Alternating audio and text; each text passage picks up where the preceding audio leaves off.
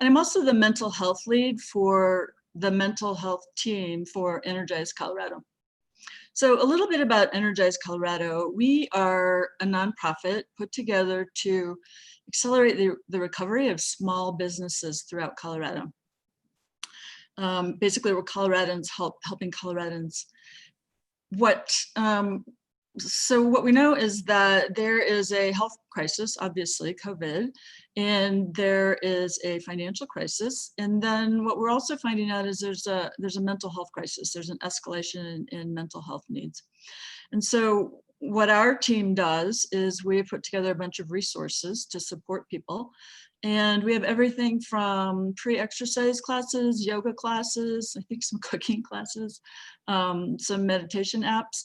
And then for people who are interested or need a little bit more, if you go onto our website and click on the mental health link, we can link you up with some free therapy. We've gathered together a bunch of professionals, really highly qualified professionals who are willing to donate some time. So that's a little bit about what we're doing at Energize Colorado. So today I want to introduce Dr. Kristen Kilborn. Dr. Kilborn is an associate professor at the University of Colorado, and her specialty is clinical health psychology. So she studies things like psychosocial aspects of health, which is kind of how your mental health affects your health, and teaches mind-body interventions and things like that. So today she's going to talk to us about staying sane in an unpredictable world. We're very great to have you, and really looking forward to what you have to share with us. So welcome. Great, thank you. It's great to be here, and hopefully we'll have some great questions at the end. So today, just an overview. I thought we'd talk a little bit very briefly about COVID-19 and how it's impacted mental health. We'll talk about some tips to help manage some of the psychosocial stressors that we're all facing, as well as a little bit on coping skills training and maybe a different way of thinking about coping. And then I'm going to end just talking a little bit about resilience. So I'm sure you all are aware of this, but I think it's always important to just sort of reflect on why is it so stressful right now? What are the different factors that are impacting us? So certainly the biggest, probably one of the biggest, is the high degree of uncertainty. So things are constantly changing, and it's hard to know what the future holds. We also know there are limited resources, and that's something that most of us are not used to. We are also not used to all these different unfamiliar public health measures and recommendations that are being made. Again, often changing, often conflicting. Messages from those in authority sometimes can be confusing. A lot of different changes. So if you miss out on a couple days, you might miss some important information or changes that have occurred. And the biggest thing is we really have no template for this. We have no experience with this type of a major stressor that is impacting us in so many different ways. In terms of the psychological impact, as we know, we have seen an increase in distress. So certainly anxiety, depression, fear, and worry. We know people that have a pre-existing mental health issues also have been facing an exacerbation of many of their mental health issues, as well as physical health issues. We've seen more calls to crisis lines. We've also seen an increase in unhealthy behaviors, and there's a lot of concern amongst psychologists and mental health providers about kind of on the other end, what we're going to see in, for example, more addictions and things like that. There's been high levels of reporting of changes in sleep, as well as exercise and eating patterns. And then also a lot of people have noted and talked about challenges in terms of their focus and concentration and memory, which is something that's very common when you're faced with high levels of stress. You may be experiencing anxiety and depression. Now, I just want to quickly just review some of the symptoms of anxiety and depression, because I think it's always important just to be aware of these, so that if you or people that you're close to, you start to see some of these symptoms, you can be aware of that. And perhaps that means taking action to help to minimize or manage them. So for anxiety, we know oftentimes one of the common symptoms is excessive worry and anxiety. Oftentimes when you're feeling anxious, you feel restless, like you have this energy, you're on edge, you don't know what to do with it. It can also lead to more fatigue, because when we're trying to manage anxiety, it takes a lot of energy to manage that. And so we're often faced with more fatigue and feel exhausted. We talked about concentration and memory problems, irritability. Sometimes it can lead to muscle tension. So sometimes we actually feel anxiety in our body first. So we feel that tension somewhere in our body, the pit of our stomach, our jaw, our neck, our shoulders. Sleep disturbances are very common. They're often associated with that sort of worry and rumination. And then, of course, sort of at the extreme, you may experience panic attacks. I always say when I see people, sometimes when I ask them if they've ever experienced panic attacks, and they say, you know, I'm not sure, then I usually say, you probably haven't, because if you've experienced a panic attack, you probably won't forget it. It's pretty scary, where there's a lot of physical symptoms, as well as just oftentimes a feeling of dread or doom or losing control. So just be aware of these symptoms. And, you know, I think it's always good to kind of check in and see how you're doing in terms of experiencing these symptoms and managing them. I also just wanted to review the symptoms of depression. Again, I think because depression in particular, oftentimes people think of the major symptom is sadness, but we know that that's not always how people present when they're depressed. They can present as a lot of irritability, anger, sometimes hopelessness, a sense of helplessness. So not necessarily sadness. Oftentimes people also experience somatic symptoms that they may not even identify as depression. So it could be problems with sleep. Sometimes it's problems falling asleep. Sometimes it's waking up too early or having very disrupted sleep throughout the night. Changes in appetite can be very common, and they can go both directions. Sometimes it's a loss of appetite, and sometimes it's a craving and eating more, especially kind of those high carbs, sugary foods. Low energy and fatigue is also a symptom of depression, as well as anxiety. Also, the cognitive symptoms are very common, so problems with concentration and memory. And one of the things that I often talk to people about when they're not really sure if what they're experiencing is depression is it's really that sense of not enjoying things that you previously enjoyed. So hobbies, interests, you just aren't as motivated to participate in them. And they're just, you don't get much pleasure out of them. The same thing with social connectedness. Oftentimes people who are depressed, they may withdraw socially and just not be as connected with others. So that can be a sign. Of course, at the sort of far end of the spectrum are when people are really feeling these overwhelming feelings of worthlessness, helplessness, and feeling that life is not worth living. So there are resources definitely for that. We'll talk a little bit about it at the end of the presentation. So now I want to talk about some tips to help manage psychosocial well-being. So first I tell people is expect and accept some distress, right? So we know that our emotions, at least in cognitive behavioral therapy, which I do, our emotions come from as a result of our thoughts. And so it's pretty normal in very unusual times when there's a lot of uncertainty that we're going to experience some anxiety and fear. And they have a purpose because they help motivate us. Sometimes it motivates us to take care of ourselves or follow the rules, things like that. But it's not helpful when that anxiety and worry start to take over your life. So rumination is sort of that line between sort of normal worry and when it becomes worry that is just sort of going around and around in our head and we can't seem to get sort of off of that cycle.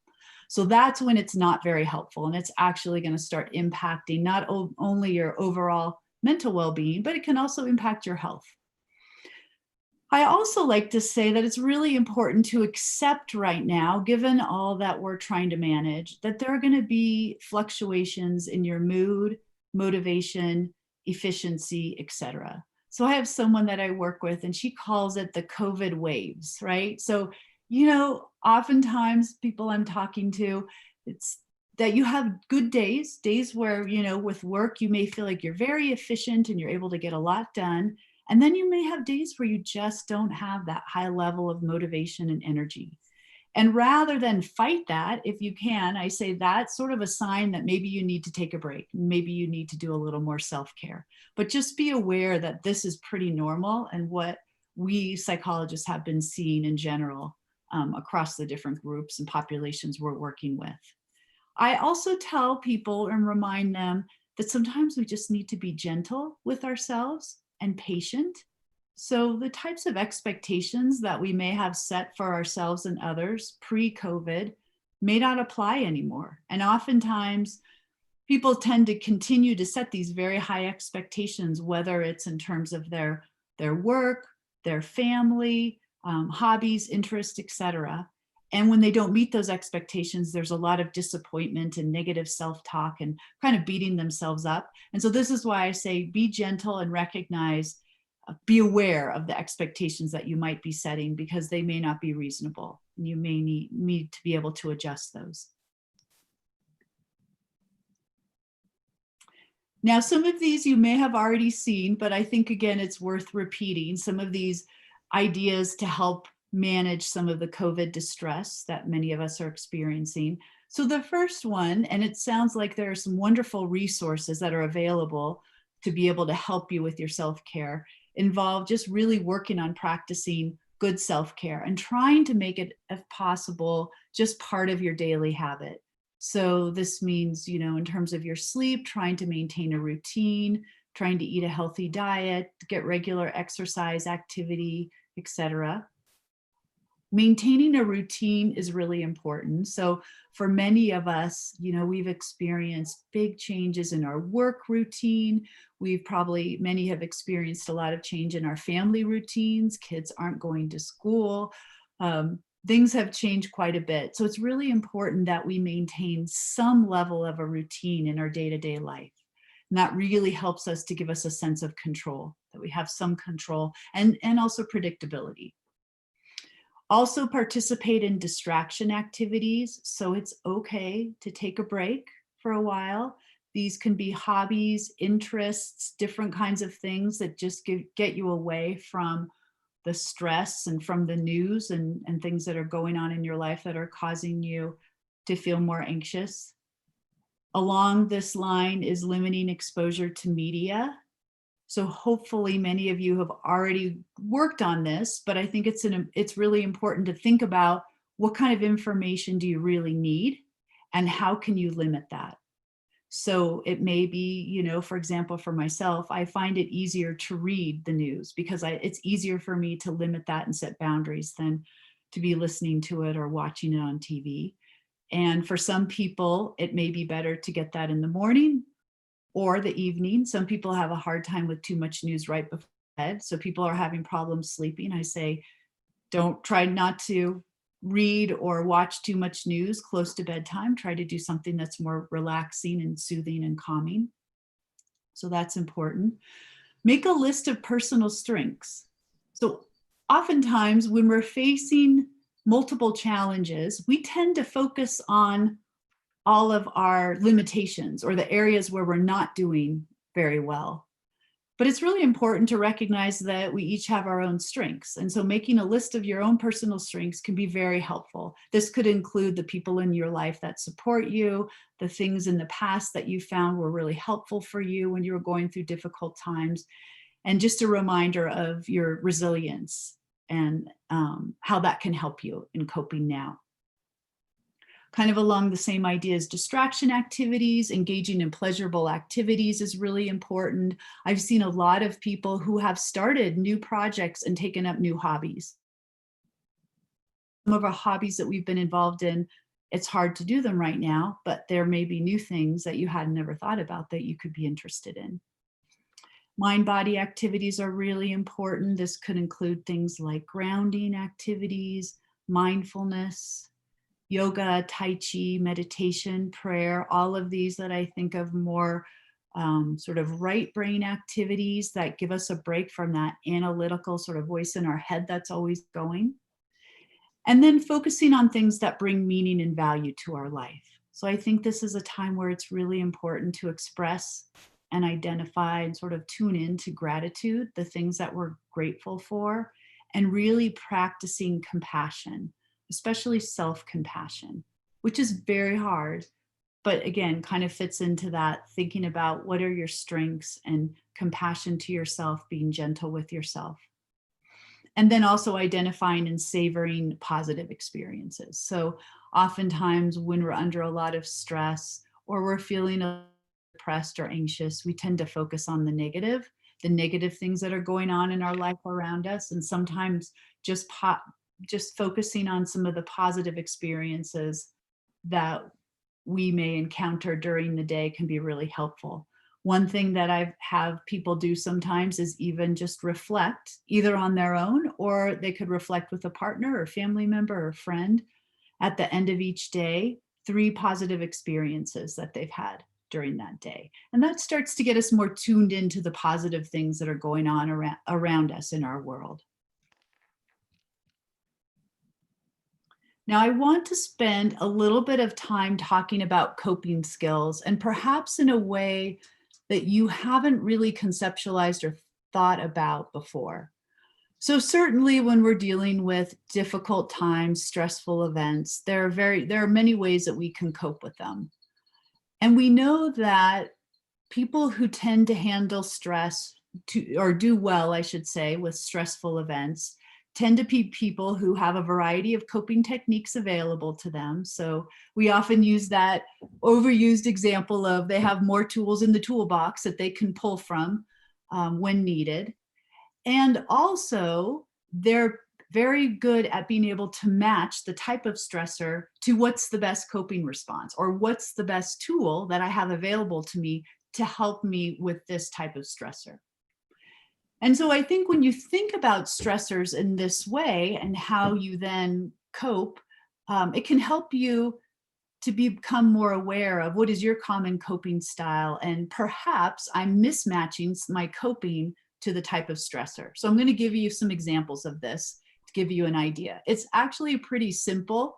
When we first talk about it, it may be confusing, but I think you'll start to see it's a pretty simple way of thinking about stressors. So the idea here is, how can we match the type of situation to the type of response? So really it's simple in that, the simple way of thinking about it is, when we're dealing with a stressful situation, there will be elements in that stressful situation that are controllable, that are within our control, and there will be elements that are uncontrollable. So my current example right now, and those of you who are parents, I'm sure can relate to this, is right now as parents, we're kind of in this weird space where we don't really know what's happening in terms of kids going back to school in the next couple weeks. There've been a lot of changes, a lot of things going on. It's changing constantly, and what the school plan is and what's going to happen. So if we think about that situation, we can certainly think about elements of that are controllable, right? We don't right now have control over whether the kids are actually going to be going back to school, and what decisions are going to be made by administrators and those who are in leadership. But there are some things that we can control. We can start preparing our kids to go back to school. We can be getting school supplies for them. We can be thinking about our work. For our work site, we need to be communicating with them on the different possibilities. So knowing that it's unclear how much we may be involved in that process. So those are some of the controllable elements. So thinking about this, we think of the controllable situations. The type of coping response that works best for controllable stressors is what we call problem-focused coping, right?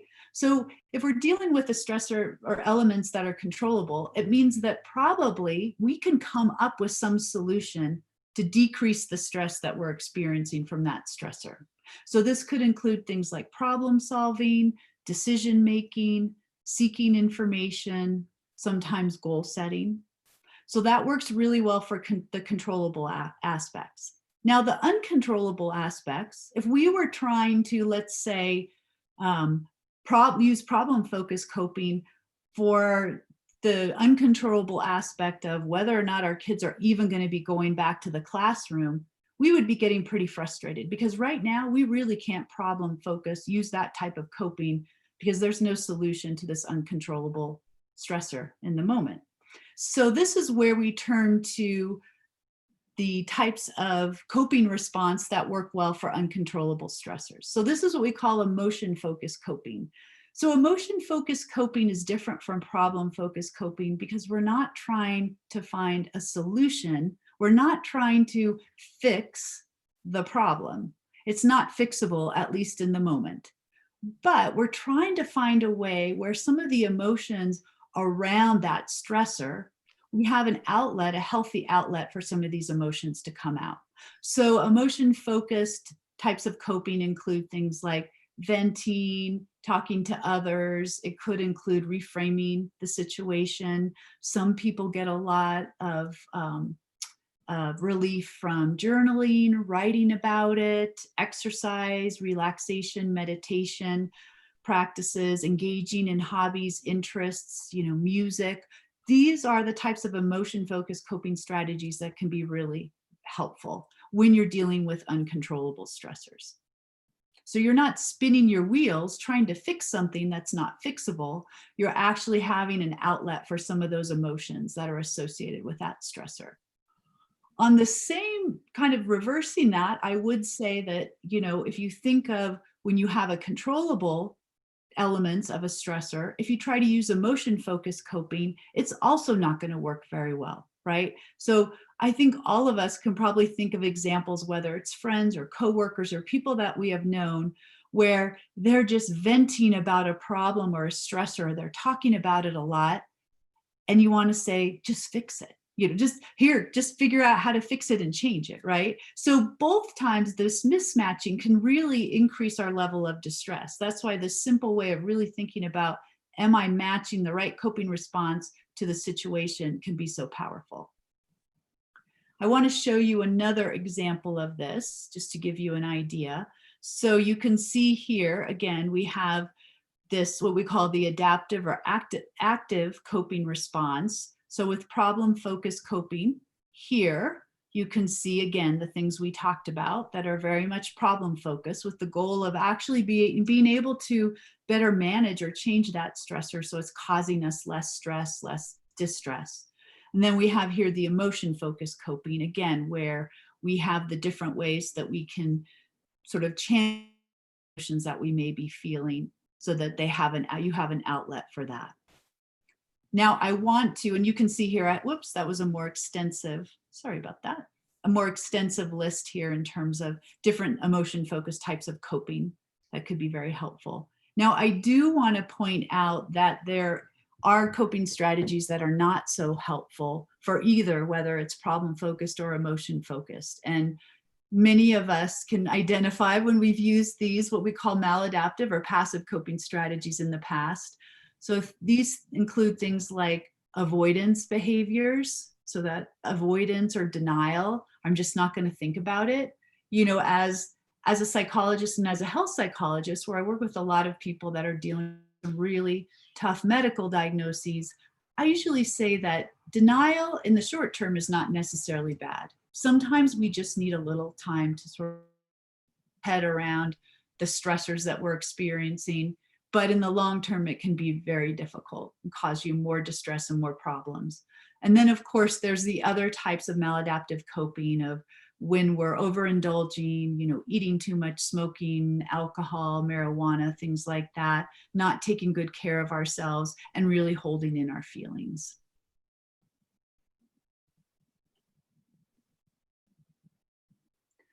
So just kind of a tips for maintaining emotional well-being. I think it's really important that we monitor our physical and emotional well-being, how we're feeling. Every once in a while, just reflect back, sometimes even using just our own subjective scale of 0 to 5, with 5 being the most distressed, sort of where am I today, monitoring that. Using adaptive coping skills that we just talked about. Consider seeking help and support if you're starting to notice that your symptoms are interfering with your life, your quality of life, if friends and family have started to notice and maybe make comments to you, or of course, if you're having any thoughts of feeling worthless or life is not worth living or you'd be better off dead, you definitely want to seek help.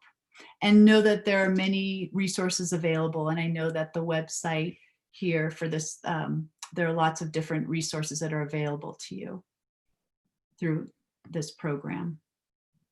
I want to just end on this one sort of thinking about, and I do a lot of research in this area, mostly with medical patients, but this idea of positive benefit finding, which comes from the trauma research literature, which is really about this idea that through very challenging, difficult times, there can be what we call a positive benefit or positive growth. So I've been thinking a lot about this in terms of COVID and a lot of the other things that are going on right now in our country and in the world, and just kind of to consider some of these ideas. So certainly I think that many of us have had to really reconsider and think about what brings meaning and purpose to our life, right? So some of the things that are not available to us right now, we've had to really search and sort of connect to what are our values and what's really important. And that's led many of us to reprioritize things. And or maybe through these changes that we've encountered, we've gone through this process of recognizing what's really important. It's certainly helped us have an increased tolerance for uncertainty. Probably we're better at managing that than we ever would have expected if we had thought about what this would be like back in February. And you think about where we are now and all that you've had to manage. We have become very good, and this is actually a very excellent coping strategy, mindfulness and being able to focus on the moment. We've learned that we don't really know what the future holds. So having a lot of anxiety, which anxiety tends to often be future focused, we get really anxious about the future, what might be. We found that that's not very useful right now, and being in the moment can be very powerful. So mindfulness and just focusing on the now is very good at helping with that. Recognizing again that we're adaptable and resilient. And also we've had to learn and become very good at coming up with innovative ways to build and maintain community with our friends, with our coworkers, with our neighbors. And those are the kind of things that will stick with us over time. So I wanted to end just on that, to think about some of the positive aspects. So hopefully in conclusion today, you have a sense of why we're feeling some of the stress that we've been feeling, as well as some ways of managing some of that distress. And also the importance of matching the type of stressor with the type of coping response, which I think can be very helpful when you're thinking about what should I do? How can I manage this distress I'm feeling? And then finally, just thinking about some of the potential positive benefits that could be gained from these challenging times. So with Thank you. Oh, go ahead. I was just going to say thank you. And I would love to have some questions.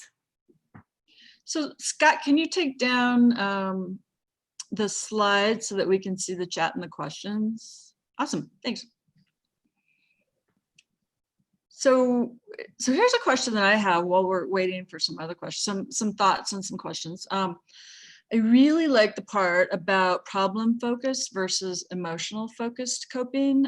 We have had, I think, a lot of people talk to us about problem focused, and I think our audience is pretty bright, pretty high functioning people.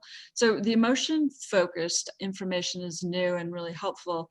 And I kind of wanted to tie that to, the resource that we have about people using some of our free therapy. I mean, I think that it's a great place to vent and to talk about feelings, and kind of one of our big projects has been to normalize that, and that everybody's struggling and it's really okay to reach out for help. So I really like that point and I appreciate it. One of the other questions that I had is, and this comes up in businesses and families as well, is like how to talk to people around you, could be employees, could be family and friends, who really seem to be struggling but don't have much of an awareness about that, how to kind of point them in a direction that's helpful and kind, and just that. Mm-hmm. Yeah. And so I think along those lines, it could be just telling someone that you have some concern about them, that you're concerned, that you've noticed that they haven't been connecting with you as much, or concerned that they seem, that they seem a little more anxious, or whatever you may be observing, but saying that in a very kind way, but coming from a place of caring, and communication. When we talk about communication skills, we talk a lot about assertiveness, and assertiveness is all about I feel statements. So oftentimes when we're able to say things in that way and use I feel statements, I feel some concern about you, or that way, it's less likely that the person who's receiving that information is going to become defensive, and it's an easier way to start a conversation in that way. So I think that's a really important skill, and it's really important that we are now sort of watching out for our loved ones and our neighbors and our coworkers, to be able to give them that gentle feedback that we're concerned and that we're there for them to help them find those kinds of resources, or whatever we can do to support them. So I think that's a really important thing during these times. And I wanted to go back for a minute and just talk about the coping skills, the emotion focus, because I think that, I will say the majority, like very much the majority of the type of people that I work with and I see in therapy, are much more problem-focused copers, right? So you think of all of us that have these jobs where we're using that sort of analytical side of our brain. We're used to solving problems, making decisions, getting the right information, and figuring out what to do, or getting the right people together. And so oftentimes, what I find is most of us are not equally balanced. I mean, there's a few lucky people, but, we tend to go more often with that analytical, right? The problem solving is what feels really comfortable to us. So that's where we tend to go. And that's where we tend to see that sort of rumination. So I always talk about rumination and worry. It's like you're just stuck in this cycle and you can't get off, because what's really going on with rumination, at least in my belief about it, is you're trying to find a solution for something that in the moment does not have a solution. But our brain sort of tricks us, and it's sort of a weird reinforcement that we think if we just keep thinking about it, somehow that solution is going to come to us. So this is where, if you're starting to, notice that you've just got this worry cycle or this rumination cycle that's going through your head, that's a really good time to stop and reflect on, wait, what other coping strategies might I have available to me? And is this a time to really shift to more emotion-focused coping? And so that's, I think, usually a good sign. Most of us are not as used to kind of making that shift and using those types of coping strategies. We would love to have some questions from participants. Oh, we have one here. I have one, yeah.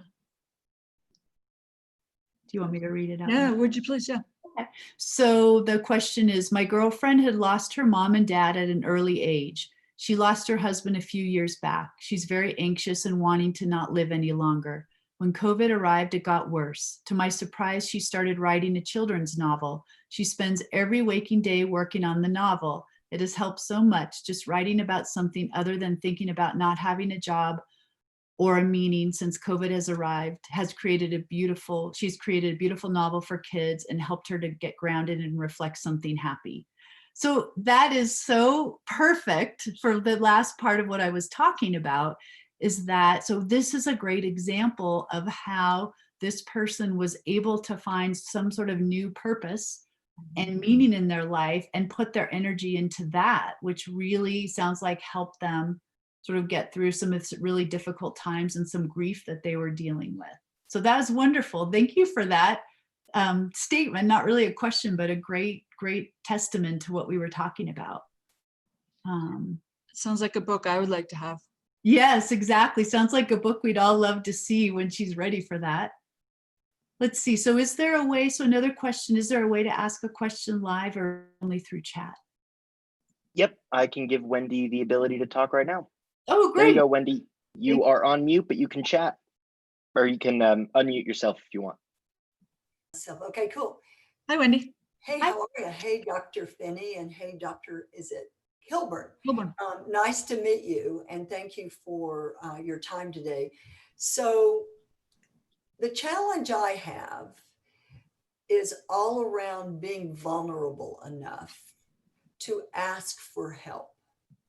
So I'm all grown up, and I'm supposed to have my act together as a grown up, and I find it, I understand the notion of reaching out. I get that intellectually, but there's something about my inside voice that says, well, you can just figure this out.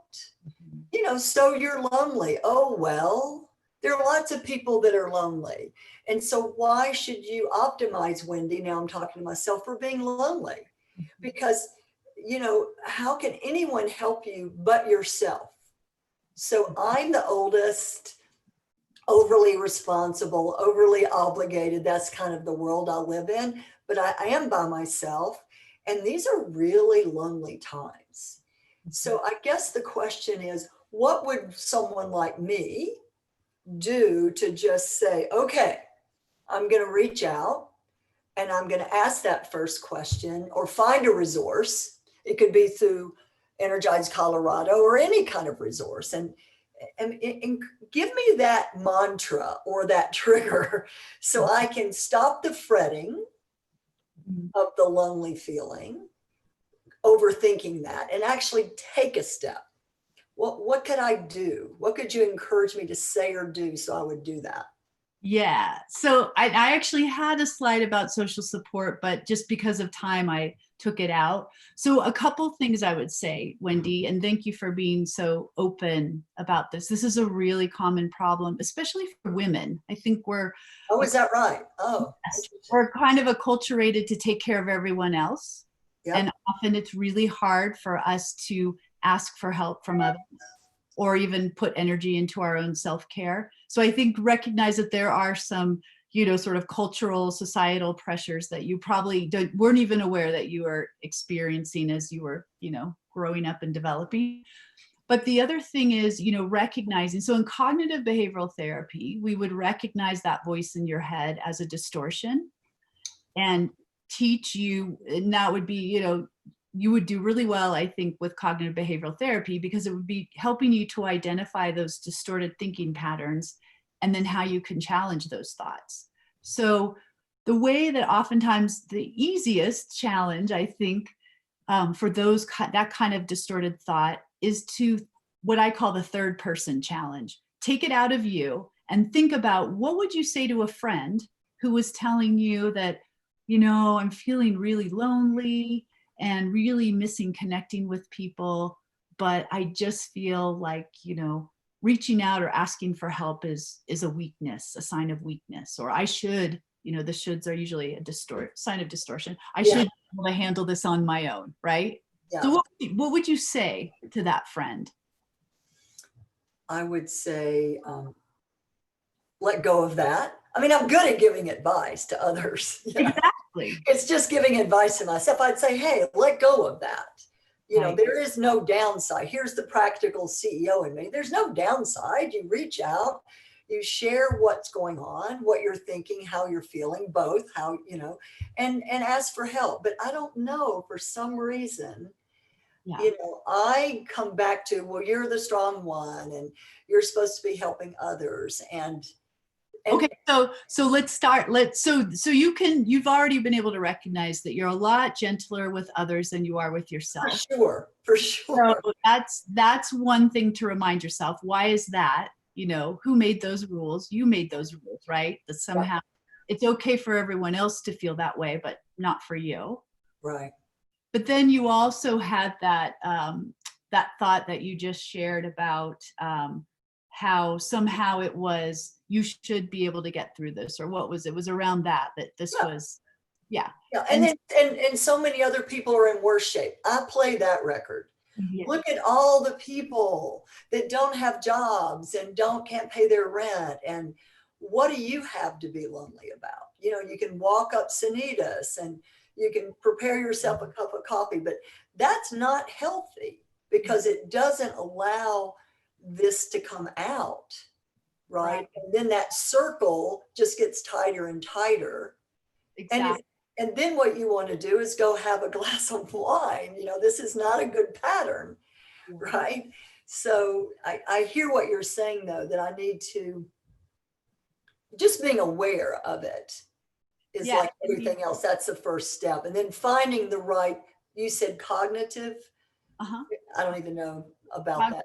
Yeah, cognitive therapy or cognitive behavioral therapy is the idea that our thoughts really drive our emotions, but oftentimes our thoughts can become distorted.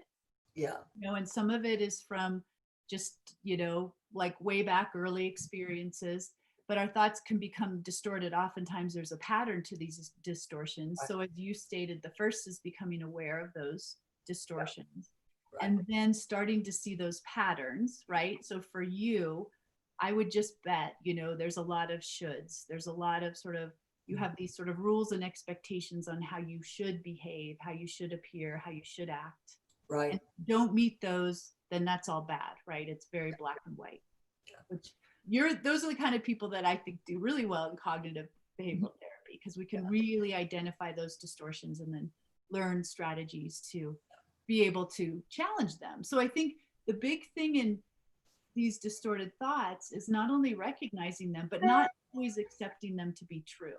So we have, you know, this running commentary in our head all the time, kind of telling us what we should and shouldn't do and how we should and shouldn't feel. And we just usually accept it. We never stop and say, wait, maybe that's a little bit off. And so in cognitive behavioral therapy, it's really learning to recognize that sometimes these thoughts aren't necessarily true. They can be distorted. And how can we recognize that and then work on changing them? Yeah. Thank you so much. That was very helpful to me. So thanks for giving me all that time. Oh, sure. Thank you for the great question. Yeah, thanks, Wendy. That was an awesome question. And I think that's something that at least most of my entrepreneurs struggle with. And I read somewhere the other day, it's called dysfunctional independence. And I wouldn't say that it's always dysfunctional, but certainly there's a thread of that in entrepreneurs in that community. Well, I think that's fabulous.